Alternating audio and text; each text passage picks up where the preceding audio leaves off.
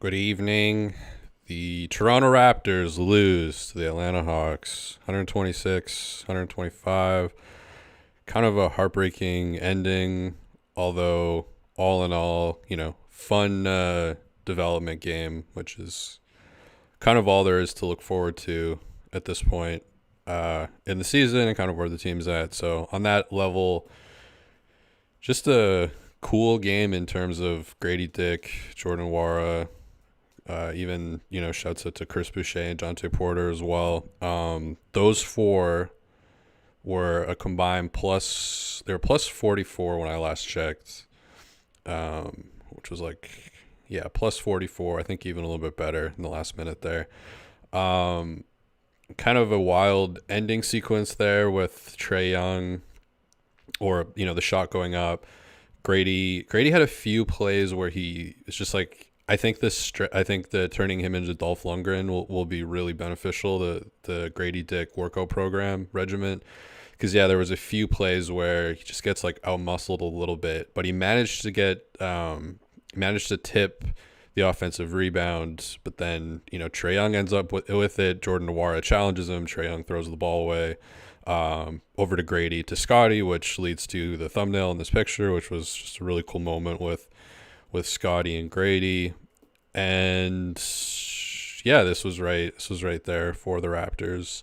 I thought Darko was a bit weird in the fourth quarter, going away from that bench lineup that was so strong. That's when the Hawks, because the starting lineup was putrid. They were horrible. And I thought it was weird that Darko went back to them in crunch time when they hadn't done anything all game, and you have this bench, that's plus 44 sitting on the bench as the Atlanta Hawks take a bigger and bigger lead into the fourth. And then finally, Dick comes back into 209. Nwora comes back at a 144. I thought that really changed the momentum back towards the Raptors' favor, and I don't understand why those guys, along with Jonte Porter, because you got Thad Young guarding Trae Young. I mean, that's just insane. Why Jonte Porter and Boucher weren't brought back in earlier. I don't really understand that, but and also randomly, this is the Jordan Nwora game. I think most of the damage happened in the first half. He ends the game with 24 points, 9 rebounds, 6 assists, 1 steal. Pretty wild. 3 for 7 from 3. His release point is like mine, so I like that. I like that style. But he got a 31-minute game tonight, so it's not like he didn't play. But I thought down the stretch, like Porter 19 minutes, Boucher 13 minutes, Dick 25 minutes. Thought those guys could have played more. Again, you have every starter except Schroeder was a minus. Bruce Brown was closing this one. I thought he was pretty cheeks tonight, minus 22, 4 for 12 from the field.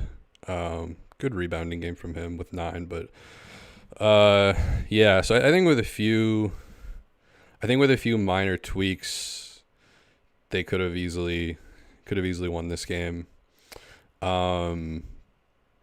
This seems to be kind of the prototypical Scotty game, which is still really, really incredible. I mean, he did have 5 turnovers tonight, but 24 points, 8 assists, 4 rebounds, and just tons of blocks on defense, tons of energy. He absolutely smoked Jalen Johnson more than once. Really good, I'd say good defensive game from him. In general, I mean, the defense in this game was pretty bad. I think Atlanta has one of the worst defense in the association, and the start of this game was brutal. I mean, again, I've talked about it so many times. I don't know. I'm just at the point where I don't really know what to say about it anymore. Thad Young at center is minus. He's always, when Thad Young plays center, it's always between minus 15 and minus 20. Like every game, you can predict. And it's just it's been two coaching regimes who see this as a viable option to start a game.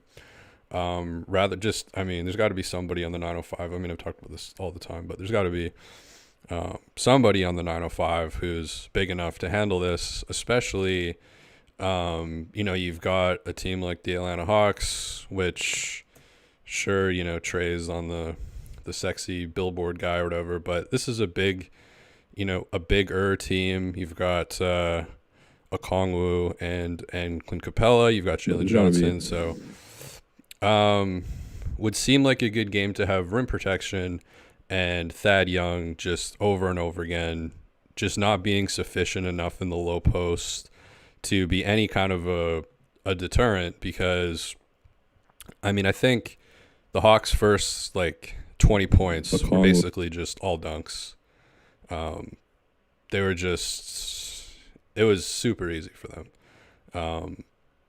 And Scotty sure can be a help defender, but at the end of the day, it just seems like a really weird just seems like a really weird situation and setup. And I know it's injury related, but I just don't understand why it continues to be this really viable option. But yeah, you had Nwora really heating up from three pretty early on. He hit a really deep three, and then I thought the defense was a little bit better in the second quarter. And I thought that I don't know if Dick himself was great at defense, but that lineup when he came in with Porter, that's when the game kind of turned around for the Raptors. They finally got a little bit of life, and it was weird in the sense of Scotty's first bucket came at 6:52 of the second quarter, and Trae Young's first bucket came at 6:05 of the second quarter. So both those guys really quiet to start off, but of course down the stretch, they were the two mostly with the ball in their hands coming down. Obviously, Trae Young pretty inefficient tonight, 9 for 24, 30 points. Scotty 24 points. But yeah, they both early on, because there's just being no rim protection, it made sense that that Trae wasn't. There wasn't a ton of threes. The Hawks were 2 for 14 from three at the half, which is pretty wild. They ended up being 6 for 27 from 3-point line, so brutal. Bogdanovic really the only one for them going. He always cooks the Raptors. He was 4 for 8. But yeah, they shot 22% from three. Raptors shot 48% from three. So it's really the inversion of what you would normally expect from a Hawks Raptors team. You would kind of, I think, typically expect the other way around, where the Hawks are hitting a bunch of threes, Raptors are big inside. Vegan Grass says good tank loss. The game was enjoyable. Yeah, I agree. And although I don't like some of the substitutions, I do like that Nwora got 31 minutes. Grady got 25 minutes. They got serious minutes that they obviously deserved. But, Porter 19, I thought he could have played more. He was plus 14, 12 points, 7 rebounds, 3 assists, 2 steals. I still feel like he's being underutilized, especially with all these injuries. So, he's getting 19 minutes now. So when Pirtle gets back, is that going to go down to 10? I just feel like Thad Young getting 22 minutes is crazy at center. I keep beating this drum, but just does not make sense to me. And again with Thad, obviously it's not a development thing. You can't justify it with development. And the first half of this year, he didn't play at all. I understand they're probably sitting out Otto Porter Jr. for a trade. I don't have any reporting on that, but it would probably make sense. He's made 14 threes as a Toronto Raptor. It's really funny. I put a video compilation out. I think it was 32 seconds long to do every Otto Porter Jr. Three ball for the Toronto Raptors. But yeah, I mean, his slot, I guess, opens up minutes, but he's getting center minutes. Igor, I'm going to read this in a Russian accent. Igor Volkov. Why hawk cheerleaders all hot women, but Raptor cheerleader need to shave face? I don't know. I don't have access to that type of information. As people know, my media credentials were revoked after, and I know there's two people in the living room right now in my house, and I know they're listening to me talk right now. It does make me nervous, and I do hope they hear me say this and kind of, back off a little bit. It's just an energy I can feel they're listening to me. RTX Mason, when we drafted Grady, I was so excited. I was hoping he'd be great right off the bat. I lost interest, but I'm glad he's doing better.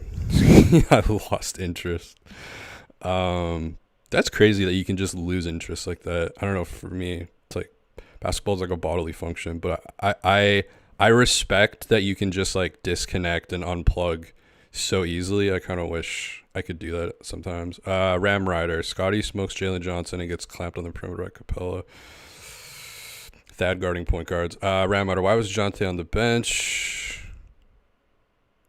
I don't know. That's kind of what I've been, asking about, wondering, because I don't understand what advantage Thad gives you over Jonte Porter. Like, there's no size advantage, no scoring advantage, no defensive advantage.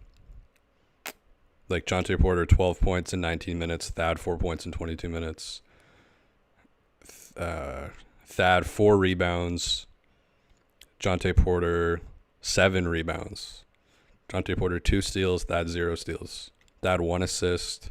Jonte Porter, 3 assists. Like, he is beating Thad in every statistical category. And this is happening game after game after game. And this is a developing team. So that makes no fucking sense. I don't know. It's weird. Darko still, he seems to be kind of, because I think not to be like a sports like master or psychologist or anything, but it's like I've watched sports long enough to kind of see that I think when you have a situation like this, when you're clearly developing, tanking, or developing, but you're still trying to do these things that like win games in kind of these old school, making moves that like playing Thad instead of Jonte Porter. When you try to do both those things, it's like you're not developing, and then you're also not going to win. Just forget about it. That's just my opinion. But moving on to the second half, Bruce Brown, really rough game. Few games in a row where he's been weird decision making, bad shots. He had one really really bad shot at the start of the third quarter. Nwora, on the other hand, who I guess we're going to call it the Nwora Siakam trade now instead of the Bruce Brown trade, because he's been pretty bad since the first game. But like, not only was Nwora scoring a bunch, but setting guys up as well. Him and Grady have really good chemistry. He found Grady a few times, relatively open for 3, and that's why he had 6 assists tonight. Like, it's kind of crazy, but he only played 31 minutes tonight. If this was a Nick Nurse team, he might have gotten a triple-double, because he had 24, 9, and 6. Like, the 6 assists to 10 is kind of tough, but 1 more rebound, you're there. 4 more assists, and I don't know. I'm just hypothetically, I'm saying, like, in a different system, he would have been in a position to get a triple-double, which is kind of crazy to think about. Because no one else on the Raptors was even relatively close to a triple-double. Like, I'm looking at even Scotty would have been a stretch with only 4 rebounds tonight for Scotty, 8 assists. I mean, I guess for Scotty it would have been, but Scotty played 38 minutes, so that would have, I guess I don't know. Anyways, Nwora being like per 36 minutes the most likely to get a triple-double is kind of hilarious. But yeah, you got to praise Darko for giving the guys, the new young guys minutes and an opportunity. But at the same time, I think you've just got to say fuck it and just give them even more. Just give them even more leash. I mean, the Raptors like the 13th seed, so like the Raptors and the Pistons since like the new year are winning games about the same rate. Like, I think the Raptors have won 4 since December 30th, and the Pistons have won 3. So it may as well just completely. I don't even think it's tanking. I think it's just developing. I'm a fun guy says, can we fire Darko? So that's a follow the Adrian Griffin pathway. Some really fun already. I'm just so happy Doc Rivers is back in the NBA. His first. If you guys heard that, don't worry, the house isn't exploding. Doc Rivers, just some excellent quotes saying, I wouldn't wish this upon my worst enemy. In terms of taking over, I guess because Adrian Griffin does believe in a very vengeful God, so I wouldn't want to step into those shoes necessarily either. No AJ Griffin tonight for the Hawks. He's out, I think, with floods, famines, and pestilences. It's a Bible joke. He I don't know where he's been. Kobe Buffkin not in this game. He's untouchable. I think he's in the G League. But fourth quarter, Darko does an integrated starters and bench lineup. And I think to even reiterate what was even more frustrating about this fourth quarter via Darko is you go back to your starting lineup. These aren't even your start. Like, these are not your start. What is 3 out of 5? 60% of your starters aren't playing. More than half of your starters are not playing. So that lineup isn't really even a starting lineup. So I don't know why you had to go back to that. But he started with an integrated bench starters lineup, and it did okay. Like, it kept up pace with the Hawks, kind of like around a tie. And then he brings the starters back in at like 7 minutes, and that's when the Hawks went on like a 6-point lead, and it kind of fell away. Grady had a couple really sloppy possessions where it was more of a strength thing, I think, for him. And then he went off, and Nwora went off, and then the starters all came back in. And it kind of stagnated a little bit, offense and defense. At 7:30, Scotty took a shot that just drove him crazy. He was pissed about it for like 3 possessions. I think it's the most frustrating type of shot to miss. I'm sure everybody who's shot has done this. And it was really obvious when he does this once in a while. It's not like super common for him. But I almost always think of it as like a Sean Livingston shot, but not done on purpose, where you like jump. And because normally you want just like one motion from, one kind of shot of energy from your legs up, like from your feet up, through your legs, through your hips, kind of up until you release your shot. Whereas I thought on this one, he like left his feet and then tried to create the energy instead of getting it from the feet, getting it from the ground. And it's kind of one of those shots where like you can almost like see the wave going up the body, and then it kind of releases, and those almost always go short. And it did it front rimmed, and you could see he was really pissed. And he went to the other, and he was like hanging from or grabbing the net, which is like a stress relief, but it's also like a nice stretch. And I think when your muscles are tighter, when you're more exhausted, you're more likely to do that kind of shot where you kind of like miss getting that strength from the ground. That's my biomechanics rant. And then, so the starting lineup comes back in. Schroeder fouls out, so that kind of forces Darko's hand to get him. He tried to save Dennis, but with the challenge. But, one of the how many challenges from Darko have been for Dennis, by the way? Just I think Darko doesn't challenge that much, but Dennis does seem to get the benefit, I think, of some of those challenges. By the way, he hasn't made a YouTube video since he started coming off the bench. It was like the same week he just stopped YouTube. So I don't know, probably just a coincidence, but something to keep an eye on, because it's been 5 or 6 weeks now. So, but then, Darko has the come to Jesus moment, puts Grady back in at 209, puts Nwora back in at 144. Gary hits a huge 3 at 108. And then, closing, you've got Gary, Dick, Nwora, Scotty, and somebody else was out there. I think Scotty was playing more of the small ball center in that closing lineup. But yeah, like in a game where you lose by 1, it is, all these thousands of little things. And a lot of things you can't control, but putting Thad Young at center for 22 minutes at a minus 19 or minus 18 in a game you lost by 1, that you can control. And that just makes no fucking sense to me when you've got Jonte Porter just... I mean, maybe the eye thing is still bothering him, but other than that, there's just, I mean, in 19 minutes, the guy got 12 points, 7 rebounds, 3 assists, 2 steals, 0 turnovers. In 19 minutes, like what? 3 for 4 from fucking 3. And you put in a power. I'm looking at it right now, the box score. Thad Young, PF. PF stands for power forward. He's not a center. It's like, I don't know. It's like saying, it's like calling like a dog like a lizard or something. It's like, this is my dog. And it's like a chameleon. It's like, it's just, I don't know. It makes no sense to me. And in a 1-point game, I mean, you can, there's all these little things that could have made a difference. Nameless, Scotty kissed Grady, bro, the seal of approval. Yeah, that might be the best moment of the season. I mean, it's been a pretty.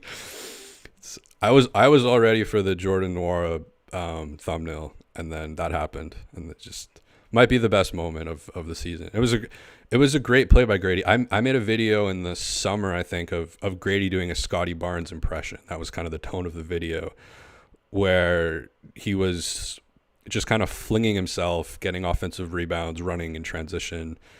And he kind of was doing that on that play, just kind of chaotic, hectic, but super smart, ends up tipping it. And then obviously feeds for the dunk. So, yeah, very cool moment. Nameless. Hawks. I like how you have Hawks with an E, like Howard Hawks. Got a lot of help from the refs to beat us. How about Saddiq Bey getting 7 offensive rebounds and 15 free throw attempts? That's the game right there. It's a little reductive, but I see your point. Detroit Piston legend Saddiq Bey, who went to Colorado to train in the altitude because he wanted to run on the top of the mountain or whatever.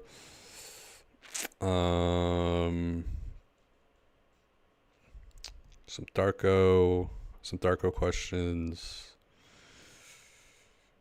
I think there are people in here who don't necessarily follow sports that closely, and I just kind of read a lot of the comments just as I see them, but I'm starting to just kind of filter them out a little bit unless I can riff on them. But some of them are just like about like firing people.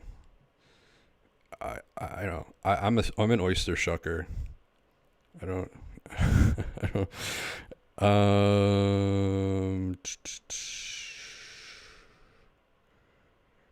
Yeah, just I don't know, the comment section sometimes in the chat. Like CH is gone. He was kind of the legendary bad. The basketball maven's gone. But there is always just like, hey, we should trade for Russell Westbrook and hire Phil Jackson as the Raptors coach. Or like, hey, we should bring in Michael Jordan to be a consultant. And I should date everybody's sister or something. That's like a lot of the vegan grass. Why so many casuals here today? This is what I'm talking about. This is what I'm saying. It's almost like when I try to talk about like baseball or something, I guess, or hockey. I probably sound really like, oh, let's bring Darcy Tucker and Mario Lemieux and put them on a team together or something. Get like could we get Eric Desjardins and Sergei Zubov to shore up our defensive duties? Let's hire Alex Wong as the coach. Yeah, former Sportsnet. I'm still on my TSN Sportsnet detox/cleanse. I did see on the timeline that Sam Mitchell was on the call tonight, so that's depressing because I do like Sam Mitchell. How was Sam Mitchell on the broadcast? Was he good? Did he have some jokes? Did he go on some just rants that don't go anywhere but are interesting for some reason? I hit up the Bally Sports Atlanta Hawks broadcast with some guy, and so I pointed this out on Twitter, but I don't know if people notice this, but every single Bally Sports broadcast, every single one of them, is an old white dude, is a really old white dude and a kind of old black dude and they have no chemistry together.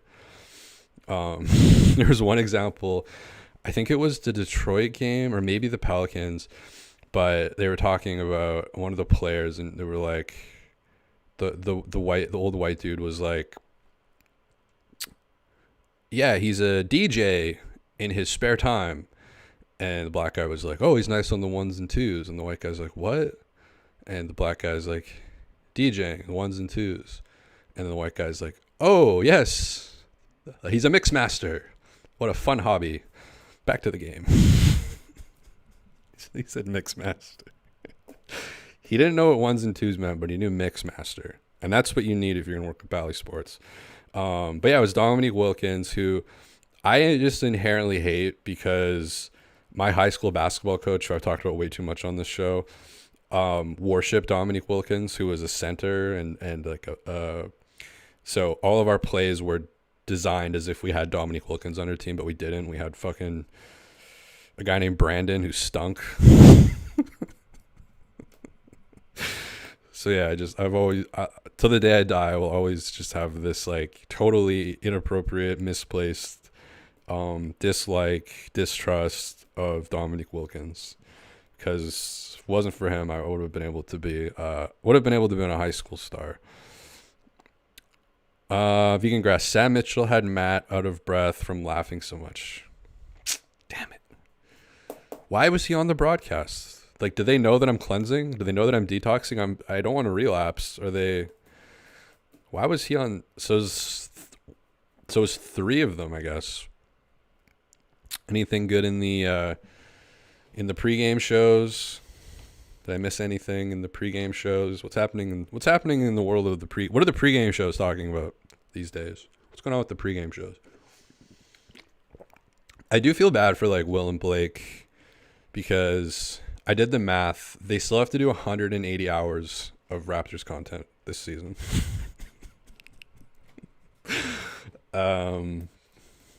That's like, yeah, it's tough. Like when you're not chasing the playoffs, that's tough. Vegan Grass, he's from Atlanta or works there. Okay, yeah, I think I do remember him being from Atlanta. Cause yeah, he's got like the good accent. He has like a good Southern accent. Like, he doesn't have the Florida accent or the like West Virginia is kind of rough. But yeah, the Georgia accent's pretty nice. Or Texas is pretty bad too, I think. But Georgia's nice. Handsome, big hit up the Bally Sports broadcast. Do you mean clicked Russian link? No, I subscribe to Bally Sports. Huge fan of their products. Love their offerings. I just like that you can turn on any Bally Sports what do you call it, broadcasts, and it's all, you always know what you're gonna get. You're gonna get the you're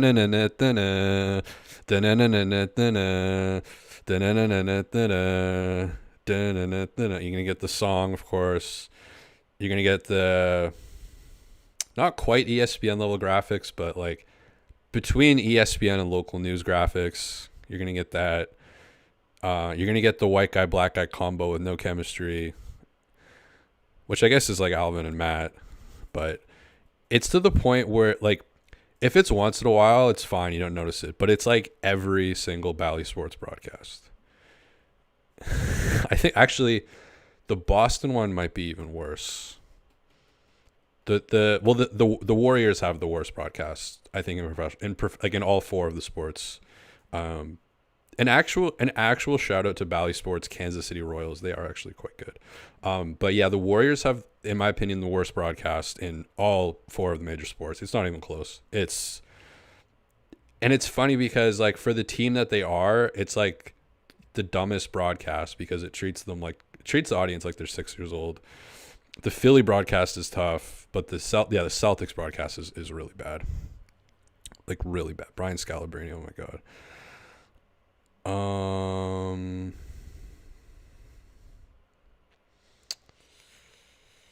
Bally Sports. We do the bare minimum. Hey, they got bought out or acquired or something by Amazon, which is kind of funny because Bally Sports had like so much debt under Fox, which is also amazing that it's a Fox company. But yeah, Amazon's gonna swoop in, take it over. I wonder if Amazon would ever buy like TSN or Sportsnet.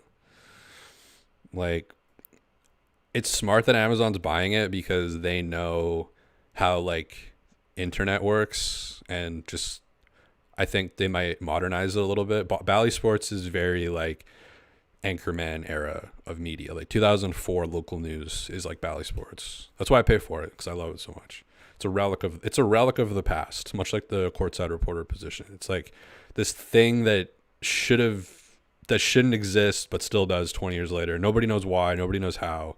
It's just there, you know. It's just, I spoke with the third cousin of the assistant coach last week, and he talked about the tuna sandwiches that whoever the fuck playing this game ate when he was younger. Ryan H says, I'm not sure why networks pay incredulous, good word, amounts of money for the rights to broadcast these sports teams and justify putting out the most awful product year after year. Sportsnet, etc.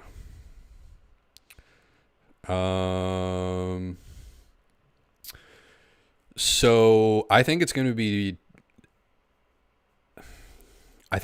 more difficult to justify to investors to keep these media companies like TSN, like Sportsnet going, because they are losing value. Cord cutting is a thing, but it's really the broadcasting rights that make them like economically viable. Otherwise, like, they've already taken a hit value wise, and the other arms of their business are so profitable, like internet and phone. You know, Canada has like the highest rates in the world, so those companies eat from that. And then the Sportsnet TSNs, they're kind of given, like, they're a bit on life support. Like, they're being funded largely in part by your phone bill and internet bill, which is probably around $8,000 a month if you're in Canada. So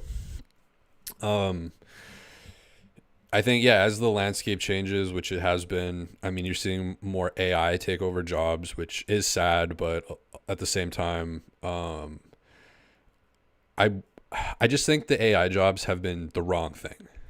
Like, the wrong jobs have been, AI should replace middle management, not creative people.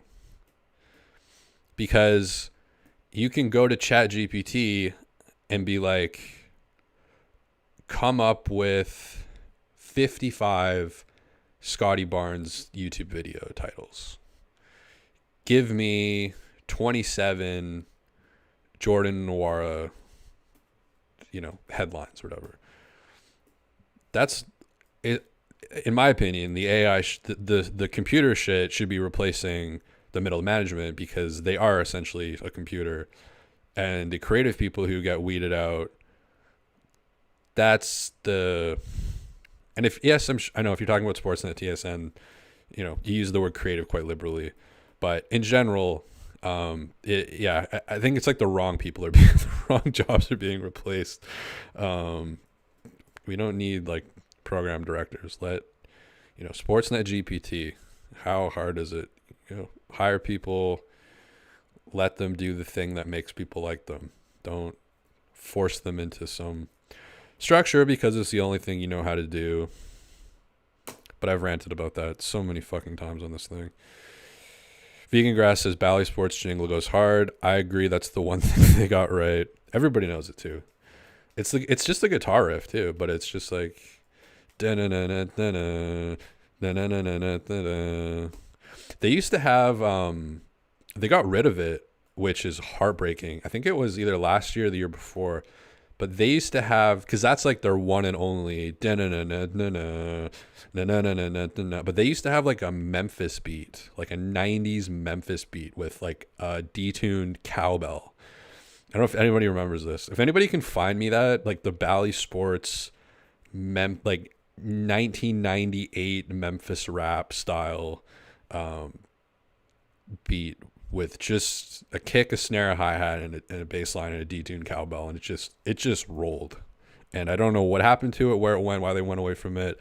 There was nothing better than some like 97-year-old white guy just being like, and the Pelicans, and then it's just like, dun, dun, dun, it's like Valley Sports. Doesn't Bill Maher have a new show now, like Club Random or something, where he's like, yeah, we were gonna make Religious too, but then people found out that I wasn't funny or insightful at all, so we stopped doing that. He's got some new show now too, Bill Maher. It's good date night material. Handsome says, why not just clone basketball players in the lab and have all AI broadcasters? Why not just clone basketball players in the lab and have all AI broadcasters? I don't know what that means.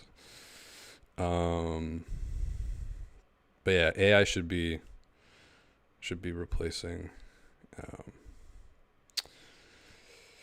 middle management, office space. But yeah, so tough game. My computer Zoom is being fucking stupid. I'm out here in Japan, I think my laptop's just being shook ones, says Handsome. Yeah, that'd be a good Bally Sports. Shook Ones Part 1 is actually really good. Came out they released it after. It's on Hell on Earth, which came out in 95 or 96. And Shook Ones Part 2 is like 94? 93 or 94. I think it's 93 because every good rap song in history came out in 1993. I was 2 years old. Shook Ones Part 2. What year did that come out? 95? What? When did Hell on Earth come out? What? Now I'm shook. I thought, oh my God, this is embarrassing. Hell on Earth came out in 96. When did I say? 95. Okay. They released those two albums 1 year apart. I like how Shook on Google, Shook Ones Part 2 is apparently from the movie 8 Mile. Like, it doesn't come up with the album, it just comes up with movie 8 Mile. I mean, that's what what are we doing? That's insane. How does the Infamous not show up? How is that 1995? So they released Infamous in 95, April 25th, 1995, and then Hell on Earth they released November 19th, 1996. They must have made those. Well, if they put Shook Ones Part 1 out after, maybe they made those albums kind of at the same time. Kind of like System of a Down with Toxicity and Steal This Album. Maybe. I don't know. But yeah, that's pretty much it. Fun game. The Atlanta Hawks at one point I know had the worst defense in the NBA, and they're still the 12th seed, I believe. So I would assume that that's still potential, or the 10th seed. My apologies, the 10th seed. Okay, the Raptors is the 12th seed. I thought they were 13th, but they're 12th. Okay.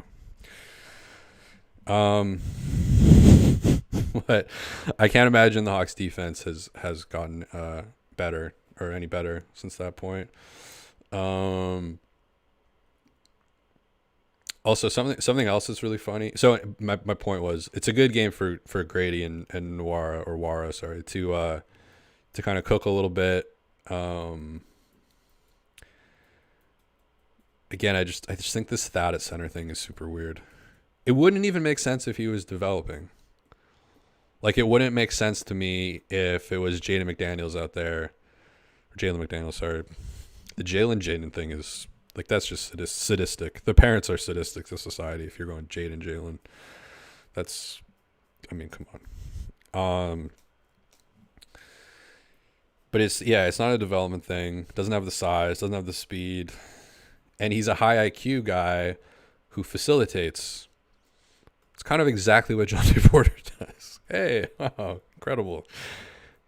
You know, if Jontay Porter was a Precious Achiuwa archetype, where the IQ is questionable, maybe not a great passer, not a great facilitator, just kind of just kind of a little bit more one and a half dimensional, it would make sense. If you got Thad out there, you know, it changes the looks a little bit. You can do different things with Thad because of the playmaking, because of the elbow hub potential that he provides with finding back cutters and finding guys in the corner. It would make sense to me then if that was the situation that you're in. I wouldn't love it, but it would still, I could wrap my head around it. Wow, I didn't even listen to Alvin today. And but Jontay Porter, that's his archetype. He's essentially a tall Thad. He's the right size. Like, you have Thad basically there, except he's 7 feet and like 14 years younger. That's probably the most bizarre thing for me. And I don't think it's the eye thing, because this happened in a bunch of other games too, where Thad was getting like 23 minutes and Porter was getting like 17 minutes, and Porter would be like plus 10 or plus 12, and Thad would be, again, you can just pencil in Thad, other than the Laker game, I think, for like minus 15 to minus 20. And you can't even get mad at him because it's not his fault. He's not playing his position. Again, it's like, hey, we're gonna put Trae Young at center. It's like, okay. I don't know. I get the positionless stuff, but I think at a certain point, like, I don't know, what are we doing? He's like 6'5", 6'6", and can't catch up to people when they beat him. Like, again, how many of the Trae Young doesn't score in this game until 6:05 of the second quarter. Bogdanovic, who cooked, came off the bench. He didn't play for the first little while. The first barrage of the Atlanta Hawks scoring was all down low in the paint, basically like no rim protection. Scotty had a few crazy blocks, which is great, but as a help defender, like, yeah, you're going to change the trajectory on some shots. You're going to get some blocks, but not having that primary rim defender and letting Trae Young go, you know, a quarter and a half without even having to score. Yeah, not a great, I'd say overall not the best Darko performance. And as I said before, like the thing that's kind of annoying about it with his rotations and in going back to his starters in the fourth, these starters are not even the real starters. Like, this is like 60% of your starters are out tonight. Siakam's gone. You know, this is not some, you know, like starting lineup. So why be so inflexible and go back to them in the crunch when the game was on the line, when they hadn't at all performed throughout the game? And again, you have this bench unit of Nwora, Dick, Boucher, Porter, who are plus 44, and they're all on the bench. You can't explain that. Bad Darko. Bad boy. Don't do that. Put that down. Put that young down. Darko, put him down. I don't mean like put him to sleep, but just let go of him for a sec. You didn't play him at all for the first 3 months of the season. Put him down. I know it's like, Handsome says DJ Khaled actually produced Shaquan. I don't know why that's funny. If you guys want a good laugh, there was so back in high school when I used to drink, like my friend Ryan used to have parties pretty much every Friday or Saturday. He'd have a party, and there'd be like 70, maybe up to 100 people, but there'd always be like, I don't know, 13 or 14 people just kind of at the end of it, you know. Or sometimes we, you know, high school house parties, people go off into different areas of the house, bedrooms, etc. But when a certain crew of us were together, there was a few things that we enjoyed putting on repeat for absolutely no reason and just laughing our asses off. And one of them, probably the most profound one, and highest usage rate was the DJ Khaled interlude off of Rick Ross's album Trilla. I don't know if people know this, but we would just like blast that over and over and over again, like as you're in a chair and you're like kind of moving around a bit, but you're on a Ferris wheel or roller coaster. You got the spins. You just like the room is just like the walls are like pulsating. Everything's spinning. You're moving really quickly, but you're sitting still. And you've just got this DJ Khaled screaming with it's just called DJ.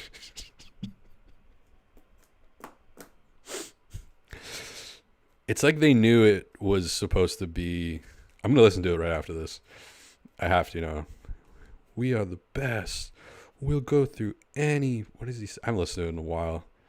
Any fuck something. We are forever. Ricky Ross is the definition of the streets. Ricky Ross is the definition of the struggle. Ricky Ross is the definition of the hood. And I am DJ Khaled. It's just like,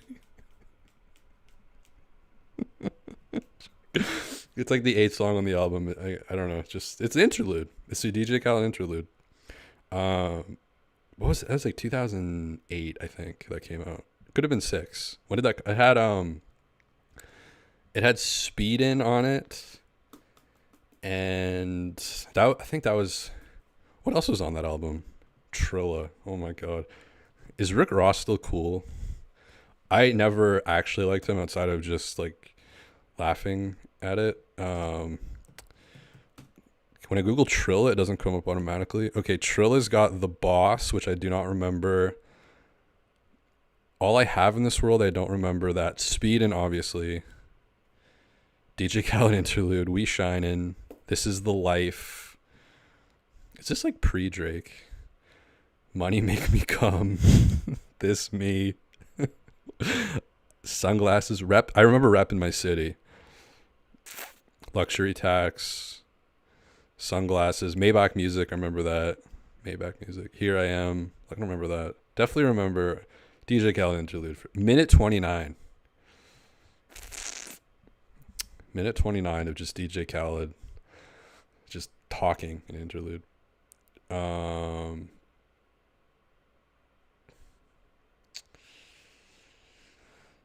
yeah, that's pretty much it. Early game, but still kind of tired. But yeah, just looking at the Hawks box score really briefly. The Hawks bench in this game, 10 bench points. Okongwu. Here's a fun one for you. The Atlanta Hawks had 10 bench points, and their leading scorer off the bench was Okongwu with 10. So only guy on the bench who scored was Okongwu. Patty Mills, Garrison Matthew, and Trent something Forrest put up 0, 0, 0, minus 18, minus 21, minus 7. So, and this is a team with, AJ Griffin, DMP, which continues to just be a weird story. I'm just looking at in January, he's played 7 minutes, 4 minutes, 5 minutes, 3 minutes, 2 minutes in all of January. 2 minutes, 3 minutes, 5 minutes, 4 minutes, 7 minutes. He has 7 points in the month of January, and he's tweeting about the world ending every 4 seconds.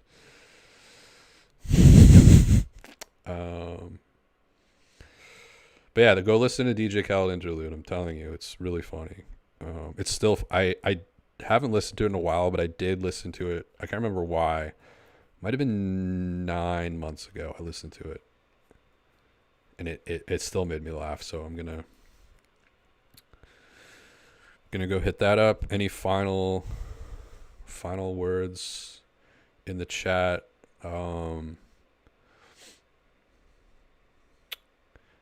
a lot of people talking about Darko and Jordy Fernandez. Yeah, it's still early for Darko, but at the same time, I don't know if he's blown anybody away, I guess.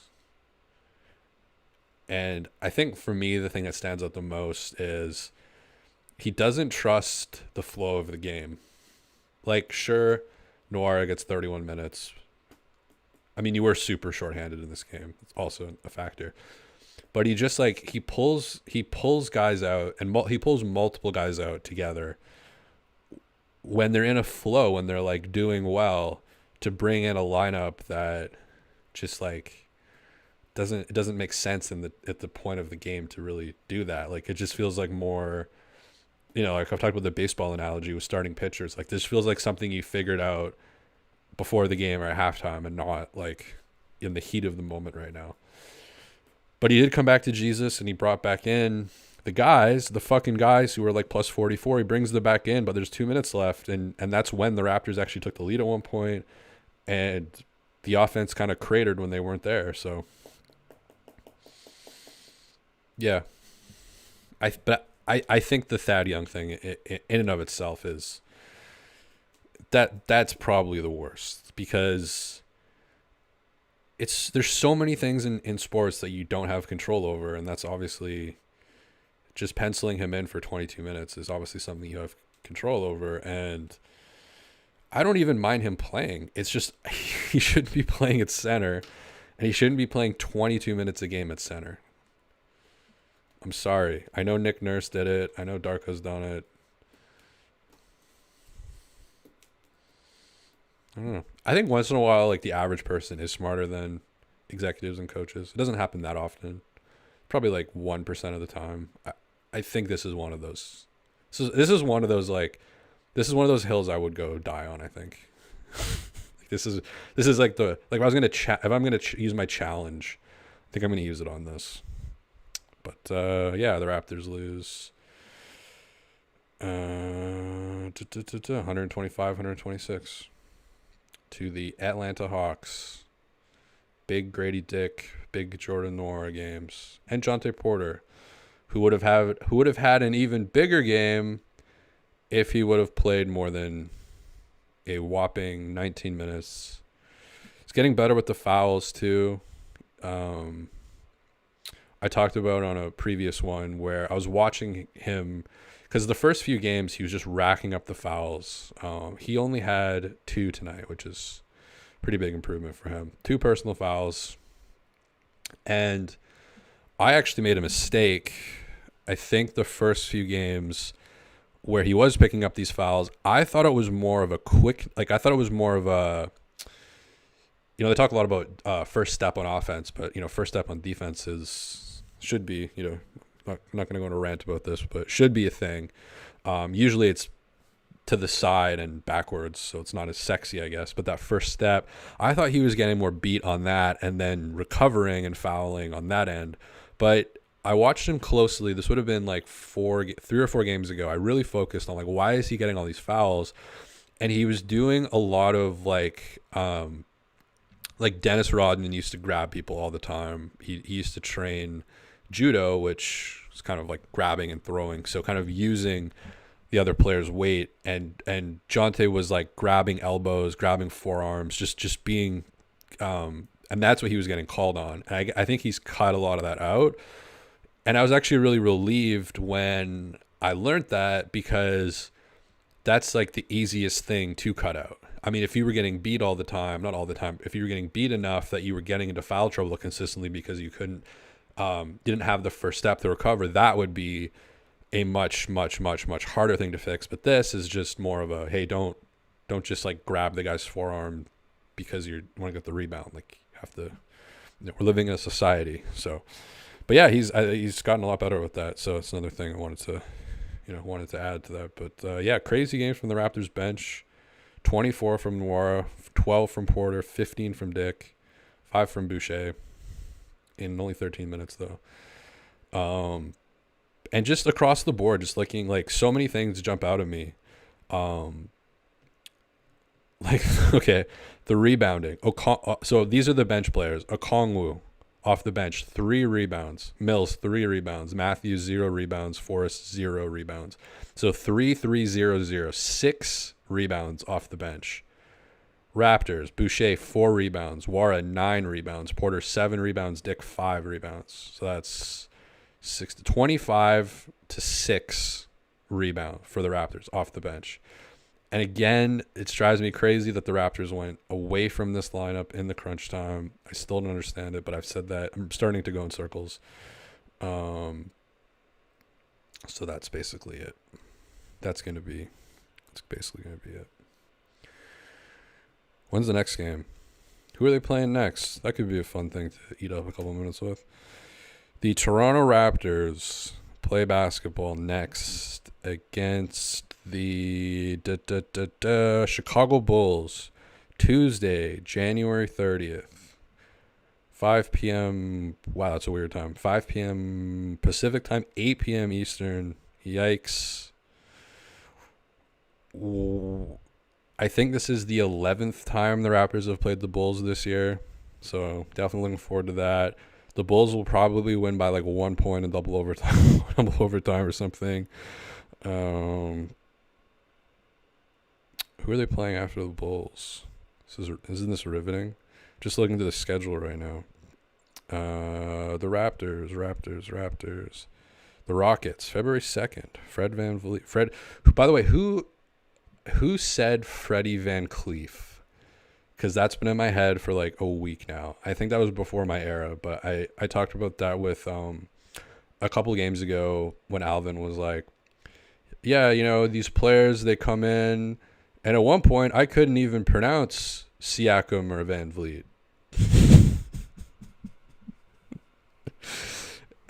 And it's like both those names are so easy to pronounce. Like Nwora and Nwora, I get. Like, hey, you've got an N that's silent. That's kind of could be a bit jarring, I guess, for an English first speaker. Like, oh yeah, you just don't pronounce the N. It's like, oh, okay, that's, yeah, I could see that being, but like Siakam, how else would you pronounce that? Siakam, and then Van Vliet. But somebody in the chat said Freddie Van Cleef. And who? So I need to know who did that, because that's for some reason.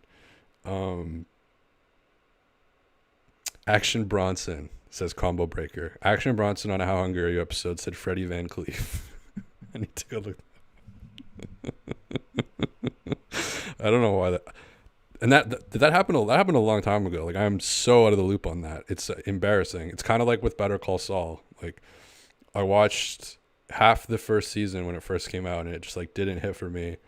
And now it's my favorite show of all time, probably. But I'm like so behind. I'm just so behind everybody else. But they have there's an incredible podcast. There's a Breaking Bad one too I'm going to hit, but it's the Better Call Saul Insider podcast. It's like an hour and a half after every episode. They'll have like a writer, director, producer, actor, and they're like talking about why they made this decision, why they made that decision, how it, you know, they'll spend 30 minutes talking about filming a swarm of ants eating an ice cream cone, like really in-depth, wild shit. So that's what I've been up to. Got an RJ Barrett, Anthony Davis video coming out soon, but I'm going to go. Actually, I kind of want this one to be an hour. You know, a couple of the recent ones were a bit short. I've just been a bit tired lately, but we're a minute away from this being an hour long. So I think that's important. But yeah, it's become my favorite podcast now, just because of, you really learn how like a TV show is made, just how much effort. Like, they use this house as a set, and it was a really nice house, but then they built a deck, like an entire, like fully operational, like wooden deck, and they only used it in one scene, and it didn't really have anything to do like with the scene. They just like, this looks better with a deck, so they just like built a fucking deck. Shit like that's just crazy. Like building an oil tanker.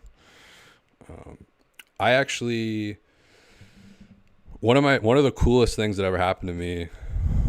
So okay, I think everybody has one of these like things in their life. We'll end on this, but we're gonna cruise past an hour here.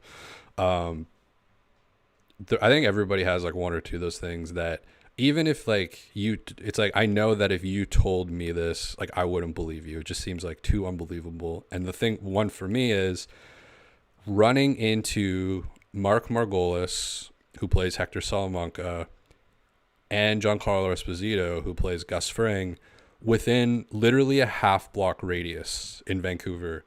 So the Mark Margolis Hector Salamanca was like January 2012. So it would have been right in between Better Call Saul, Breaking Bad, or Breaking Bad, Better Call Saul. And then I saw Giancarlo Esposito, who plays Gus Fring, like probably a year later, half a block away from where. So I was working in Roots. Shouts to Roots. I put out a tweet today of all my previous jobs. I don't know if I got to Roots. I've had like 87 jobs, but Roots was one of them. Canada's brand. I've got some really funny stories of just getting absolutely baked out of my mind. Like third shift there, first shift, suss it out a little bit. Second shift, got everything figured out. I can fold all the clothes, all the t-shirts, all the hoodies, all the sweatpants. Great. I know where everything is in the store by the second shift. So I'm like, okay, I can get pretty baked for this shift. It's a clothing store, whatever. It's over the Christmas break. Who cares? So, guzzle down some energy drinks, get super baked, walk in. So I'm like 19 or 20 at this point. And the manager's like, I don't remember why this happened. The manager's like, we're going to put you in the women's section today.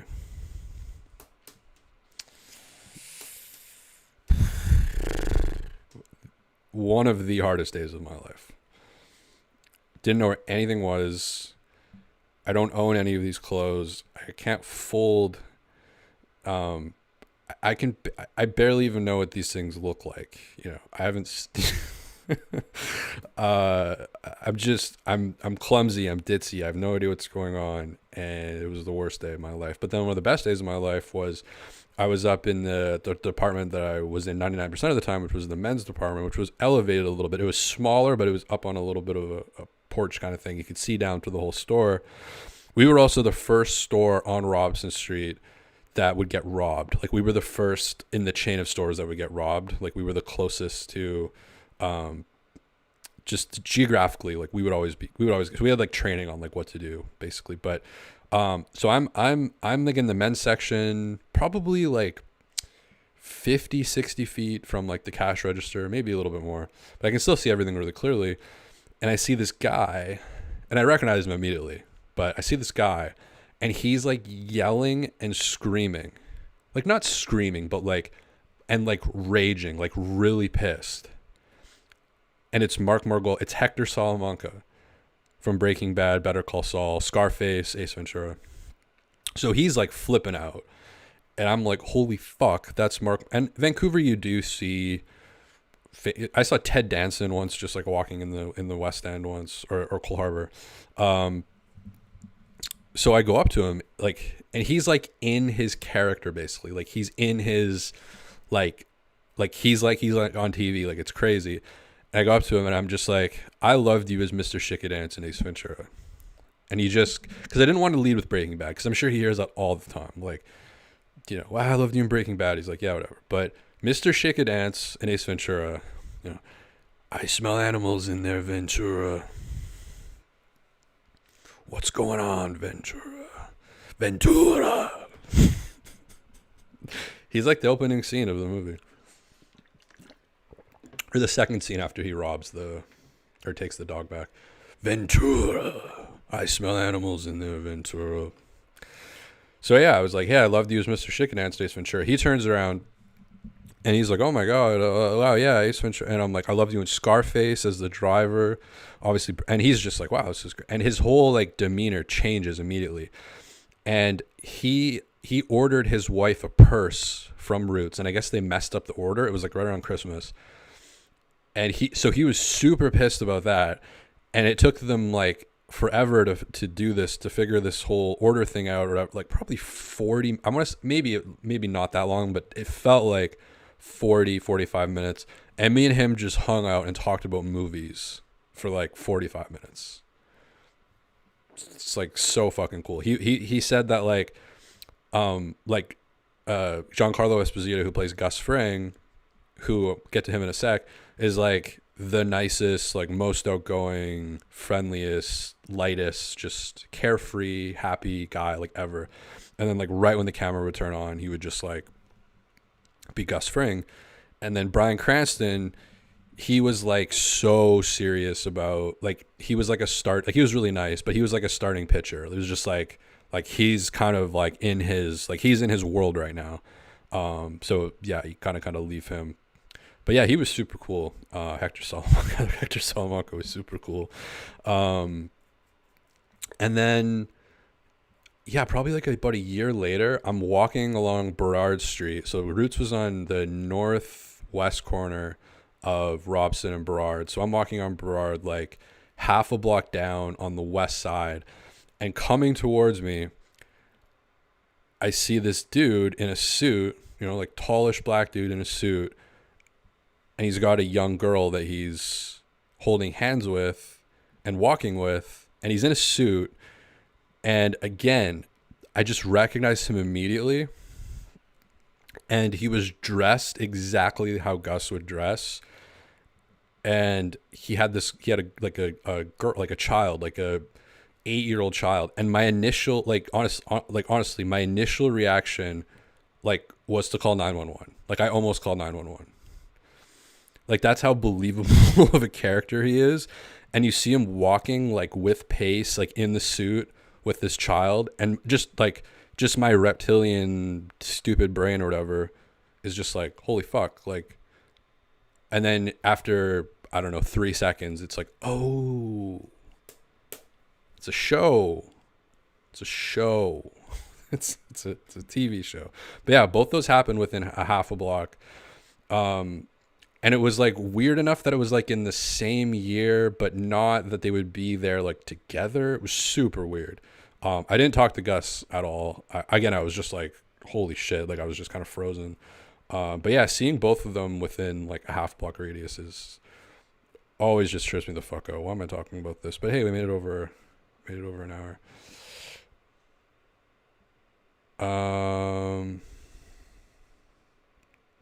Was he in? Hanson says, was he in the wheelchair? No, he wasn't. But I did just watch the episode where Nacho gets killed, and like he's, think of me when got that chair. I think that's a cool way to put Nacho like into the Breaking Bad universe, because now you are gonna think about him when he's with the chair. But no, he wasn't in the chair. Didn't have the bell, which is great. I love the bell, and the faces that he makes are so fucking good. He's like almost in that character in Ace Ventura too. In Scarface, he's just like super low key. Like he's just this cold blooded dude driving. Like he's just like, yeah, I'm just driving the car. But in Ace Ventura, he is kind of that animated, like super pissed guy that you just like would not want to fuck with. Or like, you definitely wouldn't want to fuck with Hector. Don Hector. Don Hector. But yeah, I'm gonna go check out Japan. So